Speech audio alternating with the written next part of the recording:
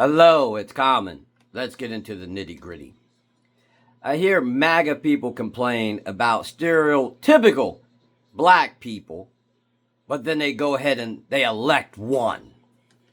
Growing up, I heard all kinds of things. You black people are lazy. You're not as smart as us. You're not as ambitious as us.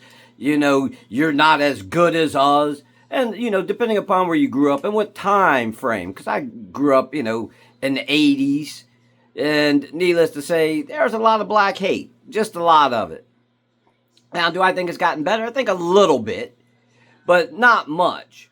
But the only problem I have is you're going to complain about black people and saying how much better you are than us, but then you elect someone that I would say is in the club. He might be able to come to the cookout every now and then because he's got some tendencies that you complained about in himself.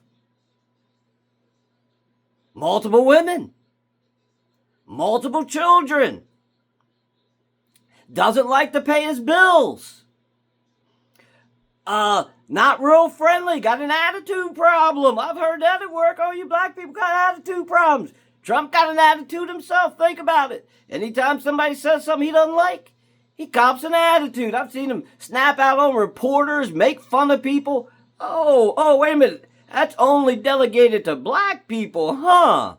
I don't think so. Because, like I said, if he wasn't for that orange Cheeto dust that he has on himself, he could be one of the club, at least the stereotypical club, because not all black people are the same. Not all Spanish people, not all, any group of people are all the same. We got good and bad in every last group. But I think most people at their heart, their core, are decent human beings and at least try to be. I think there's only a few that make it bad for everybody else.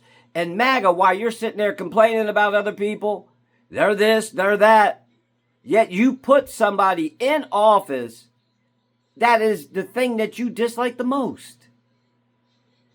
And then you had, on the other hand, Kamala, who seems like a decent person, who is one of us. She worked her way up. She went to an HBCU school, worked her way up. Isn't that the American dream? And then somebody else was handed everything with their little silver spoon. And then while you're complaining about her, she doesn't have multiple husbands. She doesn't have multiple babies. She's never been convicted of any crimes. She hasn't stolen money from contractors and workers. So you're out there bitching about something that you don't like, but then you elect the thing that you don't like. Make that make sense. I like to consider myself a normal, average American who's rational. This is not rational thinking.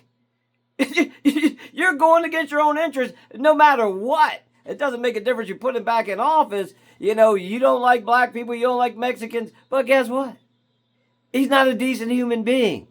And the decent human being you didn't want in office, but you would want your kids to grow up to be like her. I want my daughter to be successful. I want her to be smart, intelligent. I want her to do the best she can in life.